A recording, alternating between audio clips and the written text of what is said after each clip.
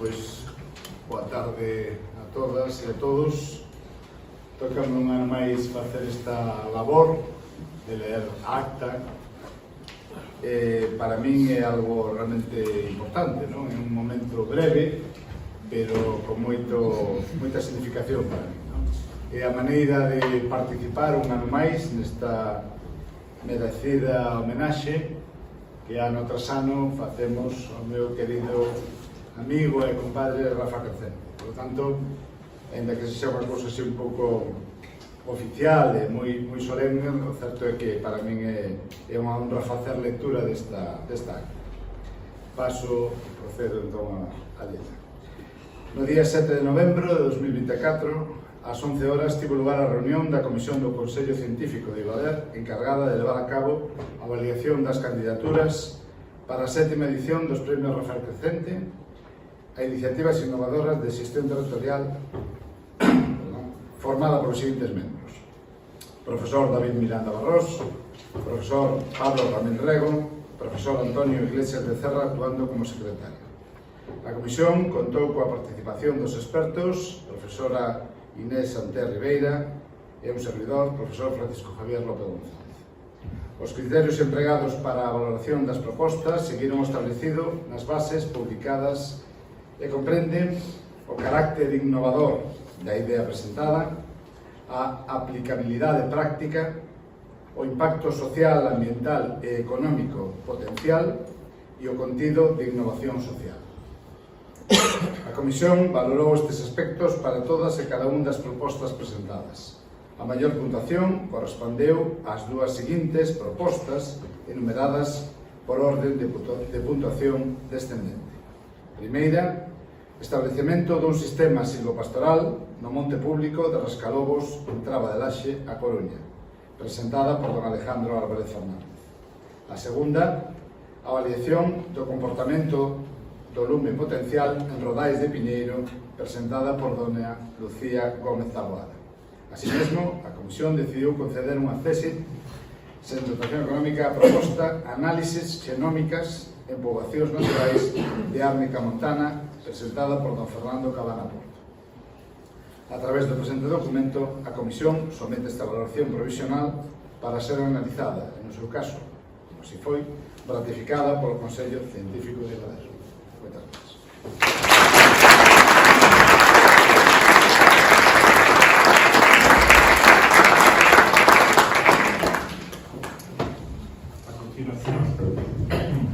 A continuación procedemos a entrega do ASEPSI o pagado no Efraín Castro Carroto da Diputación Provincial e o premiado é Fernando Cabana Porto por seu traballo Análisis Xenómica e Poblacións Naturais da Árnica Montana.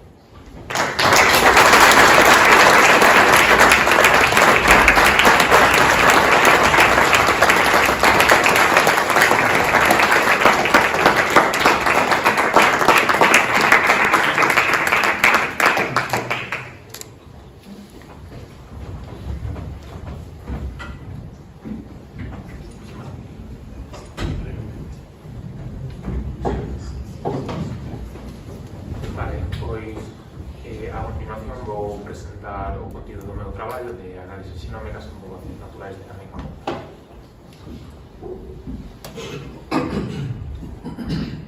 Primeiro de todo, Árnica Montana, que podemos ver aquí na fotografía, é unha planta asterácea que está distribuída en Europa. Por toda Europa podemos atopar desde Noruega ata Montenegro e desde Ucraína ata aquí a Galicia e Portugal. Ainda que a planta en sí non se encontra en gran perigo na lista da IUCN, que é a Unión Internacional de Conservación da Natureza, está clasificada como list concern, que sería o menor perigosidade, si hai poboacións ameazadas e a desaparición en lugares como podería ser un molino. Isto é principalmente a degradación de área e dos seus hábitats, pero tamén as recollidas en control. Estas recollidas en control está asociada ás propiedades antiinflamatorias que presenta esta planta. En análisis previos, feitos tanto xenéticos como bioquímicos, atoparonse dous distintos quimiotipos. Un deles, que sería relevante porque é exclusivo a Península Ibérica e o sur de Francia. En concreto, aquí en Galicia podemos atopar poboacións deste químico. Para este traballo utilizáronse mostras de 12 localidades do norte de España, principalmente de Galicia, pero podemos ver que tamén se estende polo resto da cornisa e chegamos tamén a unha poboación catalana. Con total 120 individuos desas 12 localidades. Tamén temos datos bioquímicos ou quimiotipos de 41 individuos de 6 desas localidades. E a partir de eso temos 5.675 SNPs, 5.705 con datos bioquímicos, que os SNPs son polimorfismos de nucleótido único, que serían dentro do xenoma, podemos atopar posicións do nucleótido, as famosas bases do ADN, adenina, citosina, guanina e timina, que podemos atopar unha variación dunha letra. Podemos atopar que no xenoma temos A e no outro xenoma temos C. Nas dúas copias de cada individuo podemos ter dúas copias iguais, dúas adeninas, por exemplo, ou adenina e citosina, ou dúas citosinas. Ese sería o material que utilizamos. A partir deses SNPs, facemos unha batería de análisis que podemos dividir en 3 tipos. Análisis de diversidade xenética para ver a diversidade xenética de cada unha destas poboacións, análisis de estructura poboacional para analizar a estructura poboacional destas 12 poboacións e ver se hai diferencias que pode ser moi relevante a hora de fazer xestión, e tamén se atopamos marcadores nestes SNPs de selección, algúns que vexamos que son relevantes a hora da selección natural, de adaptacións locais e tamén de sus químicos. Dentro da diversidade xenética facemos unha batería de análisis para ver os SNPs polimórficos que hai en cada unha das poboacións, que aparecen só nunha poboación, a riqueza alélica, a heterocigosidade, que é baixa para ver a diversidade dentro de cada poboación, e tamén o censo efectivo, que é moi relevante a hora do mantemento. Podemos ver que temos uns números pouco concretos, pero bastante preocupantes, porque son uns números moi baixos, entón isto é moi preocupante a hora do mantemento. Para a estructura poboacional facemos principalmente 3 análisis, o índice de fixación poboacional, despois o de identificación de grupos mediante análisis bayesiano, facemos un programa structure e análisis discriminantes de componentes principais, como ADN, que veremos na seguinte diapositiva unhas gráficas que permitirán ver o mellor. Dentro do FST, tanto facemos a pares entre poboacións como global. Podemos ver que a pares hai unhas diferencias enormes e a global de 0,2591. Estes números en sí poden parecer que non significan nada, pero son números que van dende 0 ata 1 e a partir do 0,25, 0,3 son diferencias moi grandes, porque vemos que hai unhas diferencias moi elevadas entre as distintas poboacións analizadas da Península Ibérica. O cal sería moi relevante a hora da xestión, porque non podemos tratar todas as poboacións como se fosse unha poboación única. Aquí podemos ver o resultado do structure, que serían esas barras de colores, cada barra vertical sería un dos individuos, os distintos colores serían a proporción do xenoma que asociamos a distintos grupos. Vemos que se fai para diferentes tipos de grupos, non porque un sexa a resposta única correcta, senón porque podemos atopar unha xerarquía de grupos. Dentro dos 2 principais grupos que atopamos, que coincidirían cos quimiotipos vistos previamente, podemos ver que dentro deses tamén hai uns subgrupos, e atopamos ata 5 subgrupos interesantes que serían relevantes a hora de xestión para establecer 5 unidades de xestión diferentes. Os resultados da ADN, que serían aquí, os puntos serían os individuos, as servicios serían as poboacións, presentan unhos resultados similares, que podemos ver os de Structure.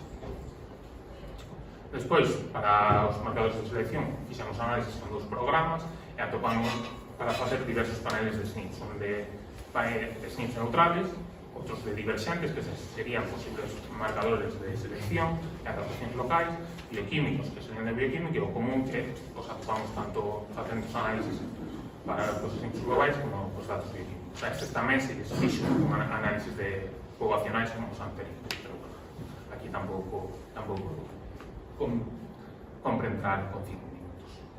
Entón, as conclusións que atopamos foi que había baixa diversidade xenética dentro das poboacións, tiñan baixo censo efectivo, e había unha elevada ou moi elevada diferenciación xenética entre as distintas localidades, e atopamos marcadores potencialmente implicados en adaptacións locais e na diferenciación de quimiotipos. Podemos propoñer 5 posibles unidades de xestión, aquí nestas localidades e as principais estrategias para a súa conservación serían a creación de stocks destas unidades, tanto para a repoboación como para ter en caso necesario, e principalmente a conservación de calificados. E gracias especiais ao Centro de Supercomputación de Galicia para os análisis bioinformáticos e a Deputación de Lugo. Financiación.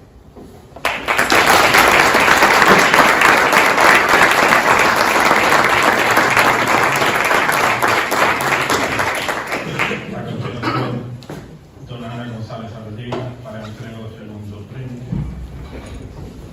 a doña Lucía Gómez Taboada por o proxecto de traballo Avaliación do comportamento do lume potencial en rodeo activo.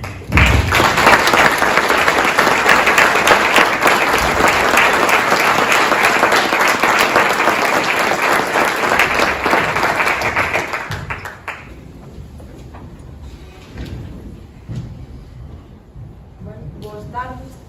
O meu traballo consistiu na avaliación do comportamento do lume potencial que tería lugar en Rodais de Piñeiro.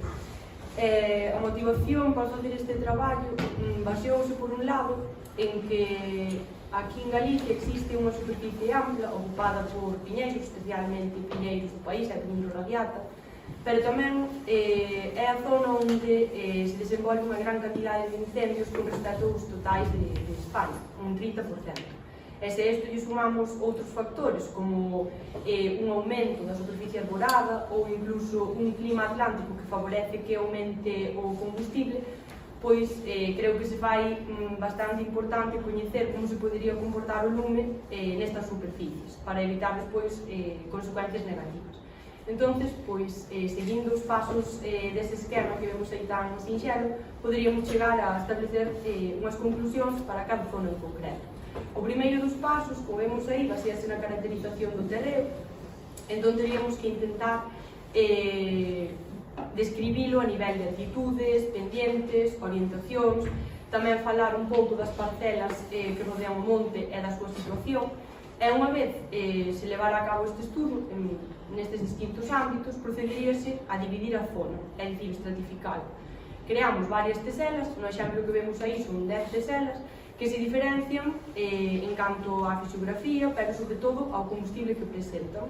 Entón, neste caso, unha vez feita a división, xa podemos proceder a realizar un inventario que nos permita recoller todos os datos para calcular logo variables de masa, variables de copa e do sotobosque.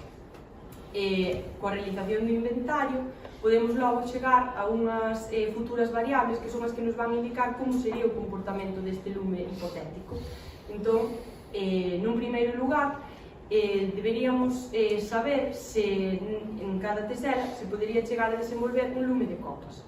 Para iso, na primeira fase, que é a fase de iniciación, calculamos a probabilidade de que isto ocorra, de que pase da superficie ás copas. E esa probabilidade calculase en función de variables como as que vemos aí resaltadas en vermello, por exemplo, a descontinuidade vertical entre o estrato de copas e o da superficie. En caso de que a probabilidade sea superior ao 50%, pois asumimos que ese lume efectivamente vai ser de copas. Entón pasamos á segunda fase, que é de propagación. En esta fase, simplemente queremos saber se o lume de copas se propagará como activo ou como pasivo. Entón establecemos unha velocidade crítica e logo avaliamos a velocidade de propagación do lume nesta tesela. Se esta división, é dicir, se esta velocidade activa é superior á crítica, pois asumimos entonces que ese lume si será un lume de copas activo. E no caso contrario, sería pasivo e calculamos tamén a súa velocidade de propagación. Que pasa se esa probabilidade é inferior ao 50%? Pois entón estaríamos no segundo caso, un lume de superficie. E para eles, calculamos a súa intensidade lineal en función de variables como, por exemplo, a velocidade de propagación, e isto permítenos logo poder clasificar o incendio en función da súa dificultade de control nalgún destes 5 grupos. Iso é fundamental porque para cada grupo vai aparellado unha serie de accións que serán as que leven a cabo os traballadores de extinción de incendios. Por exemplo, no grupo 1 ou no 2 podemos aínda optar ao ataque directo, pero en cambio, se o incendio pertence ao grupo 3, temos que descartar isto e únicamente poderíamos actuar, por exemplo, con descargas aéreas. Este estudo, tanto o de lume de superficie como o de lume de copas, debemos facelo para 3 escenarios que difiren entre sí polas condicións de queima, que van de leves a moderadas. E logo, unha vez feito e completado, sería cando xa propoñeríamos as actuacións. Entón, por exemplo, nun monte onde a maioría das teselas sí que poidan desenvolver un lume de copas, o máis probable é que, na maioría dos casos, como foi o caso do estudo do meu TFG, non se poida logo actuar e controlar o incendio. Entonces, o que habría que facer era centrar as propostas de actuación en prevención. Entón, estaríamos pois ante rozas, podas ou claves que se plantearían para cada tesela, pero tamén pois, manter ben as pistas da concentración para o traslado das motobombas ou rozar as áreas cortalumes. Entón, pois, considero que seguindo un esquema tan simple como este de coñecer unha zona, dividila, caracterizala e avaliar que tipo de lume se podería producir ali, pois xa podemos establecer unhas propostas de actuación e coñecer de antemán ante que posibilidades nos atopamos e evitar así pois, as desastrosas consecuencias que moitas veces podemos ver despois nos nosos montes tras un incendio. E ata aquí, moitas gracias.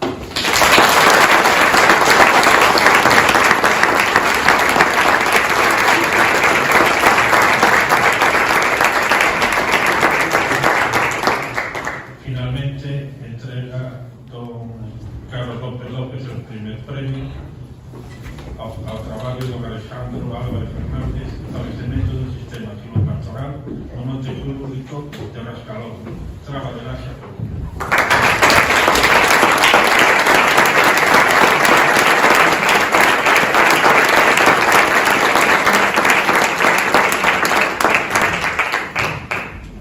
Boas tardes a todos.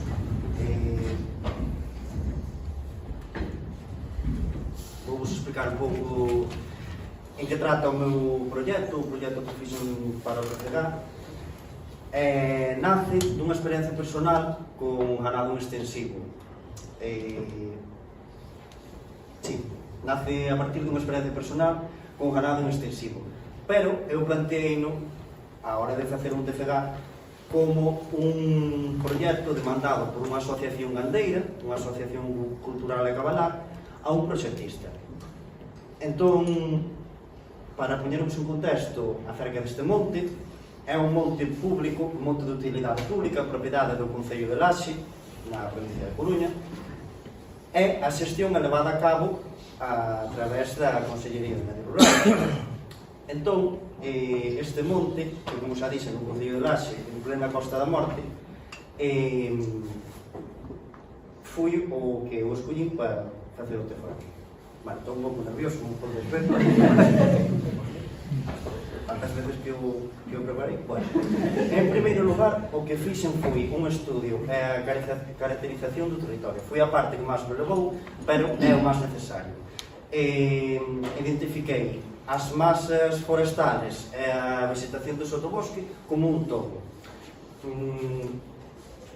Para explicarvos o que é como un todo é identificar unhas masas e unhas características de sotobosque que sempre se repiten.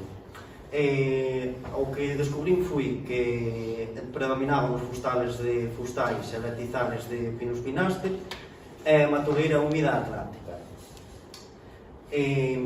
Entonces, despois de facer estes estudios na miña casa, como xa dixen, como foi unha experiencia personal, dixen: sería viable poñer ganado aquí para gestionar esta biomasa? Pois a resposta é que sí. A parte de preguntar a xente maior que antes as aprobacións forestais dos anos 60 pastoreaban aquí, eles dicíanme que este monte que era unha virguería para o pastoreo. A verdade é que é así. Predominaban bastante os pastizales de Pseudarrhynachelum longifolium, Molina caerulia, tamén había zonas de Ules europeos e Ules breogani bastante interesantes para o pastoreo, e foi polo que decidín facer, establecer ou orientar este sistema silvopastoral ao cabalo. Non elegín o cabalo galego porque non cumpre as expectativas cárnicas que ao mellor se teñen outras razas. Neste caso, non é unha raza establecida como tal, é unha raza mestiza entre o cabalo galego que nos aporta a adaptación ao monte e cabalos de razas de tiro pesado que nos aportan boas dotacións cárnicas. Non quero, ni moito menos, despreciar o cabalo galego, porque xa digo, é unha das razas máis adaptadas ao noso territorio, pero sí que para ter unha viabilidade económica en canto a kilos ou a unha viabilidade cárnica, sí que elegimos esta raza mestiza. Entonces, o que fixamos foi introducir animais adaptados non só ás condicións de liberdade, senón tamén á oferta florística que nos dá o monte. Aí nas fotos podemos ver animales alimentándose principalmente de tuxo, tamén que a adaptación se fai desde etapas moi tempranas. Vemos aí unha pontrinha comendo xa na flor do toxo. Pero aí nesa frase poño tanto as condicións de liberdade no monte como a oferta florística. As condicións de liberdade refiérome a como os animales se comportan no monte.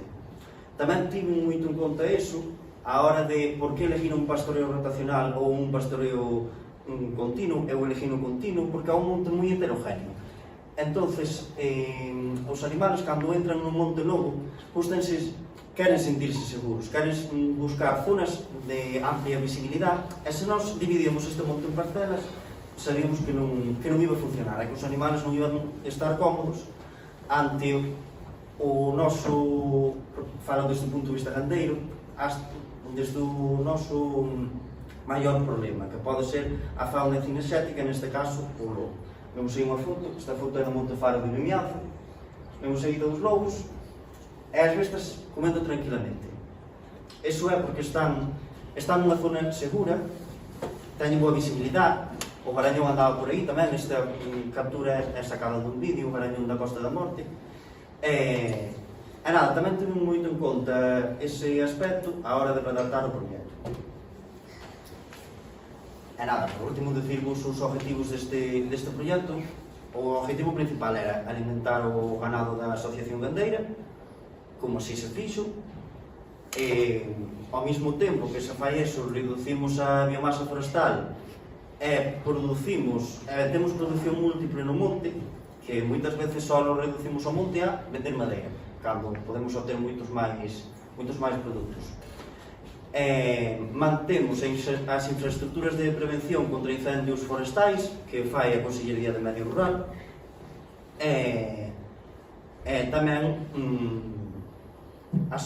achegar o gandeiro á administración, que foi un punto que descubrín mentre redactaba o proxecto. Dixen, se houbera moita máis cooperación entre estas dúas entidades, moitos máis proxectos poderían ir adiante, porque neste caso, ser un monte público, se fora na realidade, pois a Asociación Gandeira teria que poñerse en contacto co Concello, o Concello ca Consellería, para ter un consorcio de xestión múltiple man a man. Considero que é importante o concepto o achegamento gandeiro e a administración. Nada, nas imaxes podemos ver a diferencia entre 40 anos de pastoreo continuo é unha zona na que os animales non poden ter acceso, por lo que vemos a importancia da reducción da biomasa e os beneficios que isto ten para a prevención de incendios. E nada, perdonade que estea tan nervioso que non dei nada, pero bueno, moitas gracias.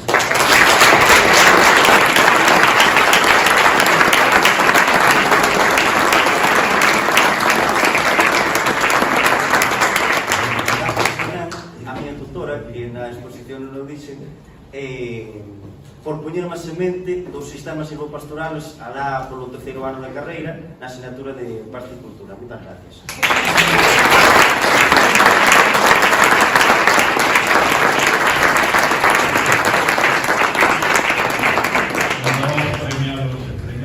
Vamos ahora a proceder al último punto del acto del día. El profesor Rivera Navarro nos va a hacer tu comentario. Buenas tardes, moitas gracias. Un placer estar aquí máis máis e vervos a todos e a todas, amigos da África, asidos moitos de vos a este premio. Bueno, a mí me toca xa, estamos no remate, presentar a nova convocatoria Pero, bueno, antes permitídeme felicitar aos premiados e a premiada en nome do Laboratorio do Territorio. Espero que este premio que non sexa unha línea máis no currículo, no? Penso que é un mérito do que podedes estar orgullosos, no? Como xa se dixo aquí, o profesor Rafael Crecente foi un visionario e un referente internacional no ámbito da xestión territorial. Penso que levar este premio no currículum pois é algo do que nos pode sentir orgullosos. Todos temos méritos no currículum dos que nos sentimos máis ou menos orgullosos, pero este, en concreto, podedes relevar con toda a fachenda, o sea que enhoraboa.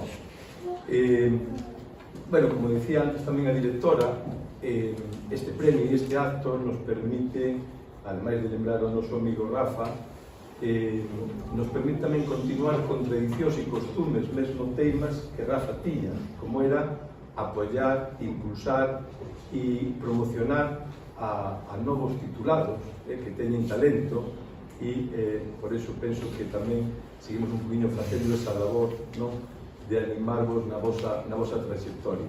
Por lo tanto, espero que este reconhecimento tamén vos sirva para seguir traballando nestas líneas con entusiasmo e que vos axude un poquinho na vosa vida académica e profesional. O sea, que espero que tamén sirva para eso. E non me quería olvidar tamén outras candidaturas que non foron premiadas, porque non acalaron a puntuación suficiente, pero tivemos candidaturas moi interesantes, incluso alguna delas pois tamén tivo algún premio académico, concretamente unha tese de doutoramento, co cal non me quero esquecer de outras candidaturas tamén moi interesantes, e ademais que gracias á presentación de candidaturas existen os premios, senón non podíamos celebrar estes actos. O sea que animar a que haxa máis candidaturas e agora sí xa rematando presentar esta nova convocatoria do próximo ano.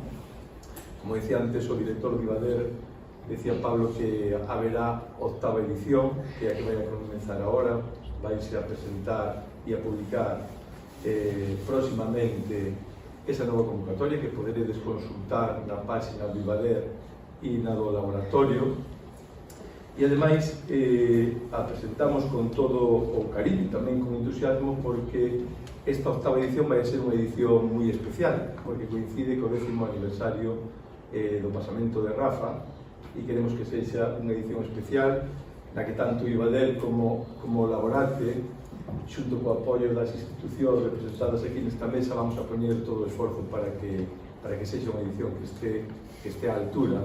Por lo tanto, eso, animarvos aos que tedes as condicións para presentarvos, que así o fagades, e tamén aos que estades neste acto, pois que axudedes a divulgar esa seguinte edición, ¿no?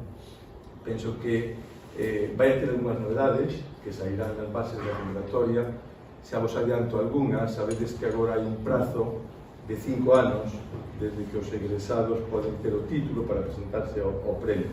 Vamos a ampliar a 10 anos o tempo desde que os egresados obtiveron o título para que se podan presentar, e esperemos que haxa bastante concurrencia. O sea que se desde aquí podedes facer de altofalantes e tamén ir divulgando, pois tamén por agradecer. E nada máis, moitas gracias, e dou agora a palabra á delegada do reitor, que vai a proceder a fechar o acto.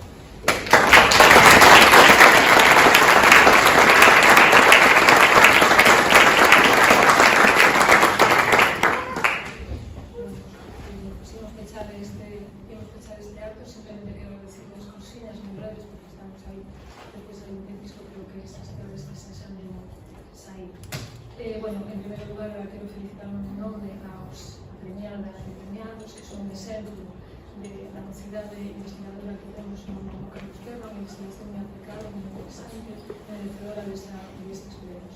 Ahora decía David que debíamos de estar orgullosos do premio, pero creo que nós tamén temos que estar orgullosos de vos, porque creo que sois unha mocidade que temos aquí en Carlos Terra, que facedes traballadores con moito rigor, con facedes traballos de alta calidade para ser uns tecerás. A verdade é que temos que estar moi satisfeitos por isto. E precisamente esta entrega de premios, Rafael Crecente, é unha das maneiras de visibilizar precisamente esa calidade da investigación aplicada que se faz no campus de Terra. En segundo lugar, quero dar as grazas ao Grupo de Investigación TEDIO, Territorio e Biodiversidade, Laboratorio de Territorio e Valero, que somos tamén o grupo que leva traballando moitos anos, que fai 20 anos, multidisciplinar, e sobre todo por manter vivo o recordo de Rafael Vicente a través deste premio, e tamén por tratarse do grupo que sen ruído, como vimos franceses, en tambores e en trompetas, fan un traballo riguroso, de calidade, un traballo fundamental, eu diría un traballo grande para lograr o medio natural galego tamén